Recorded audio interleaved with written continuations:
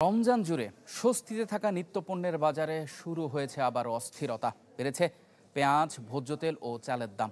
বাড়তি তালিকায় অধিকাংশ সবজিও। তবে 2 সপ্তাহের ব্যবধানে অন্তত 40 টাকা কমেছে ব্রয়লার ও সোনালী মুরগির দাম। রমজানে কম দামে পণ্য কেনার স্বস্তি চলে গেল মাত্র 2 সপ্তাহের মধ্যেই।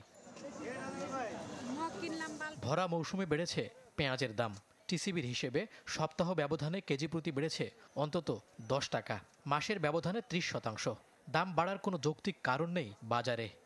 আগে পেঁয়াজ 30 টাকা কেজি, এখন পেঁয়াজের দাম একটু বেশি, 58 টাকা কেজি। হঠাৎ করে এই জিনিসের দাম বাড়লে পরে আমাদের ক্রয় ক্ষমতা বাইরে চলে যায়।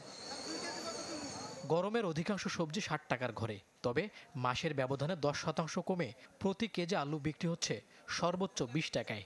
ভেন্ডি 60 টাকা কেজি, তারপরে বেগুন হয়েছে 80 টাকা কেজি।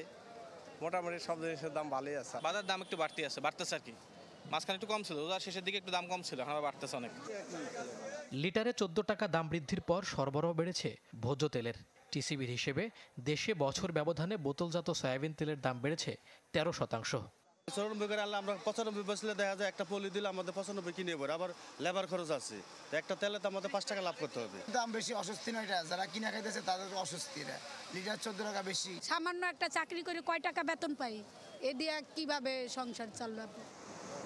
চালের বাজারে বেশ কয়েক মাস ধরে চলা নৈরাজ্য থামেনি এখনো। নানা আশ্বাস আর আমদানির পরেও নতুন করে প্রতি কেজিতে অন্তত 2 টাকা বেড়েছে মোটা চালের দাম। বলতেছে চালের সংকট, চালের দাম বেশি। এরপর সরকার আমদানি করছে, আমদানি করার পরও বাজারজাত হয়েছে, কিন্তু চালের দাম কমেনি। স্বস্তি ফিরেছে ব্রয়লার ও সোনালী মুরগির দামে। কেজিতে অন্তত 40 টাকা কমেছে সব ধরনের মুরগির দর। মইনুল হাসান, চ্যানেল 24, ঢাকা।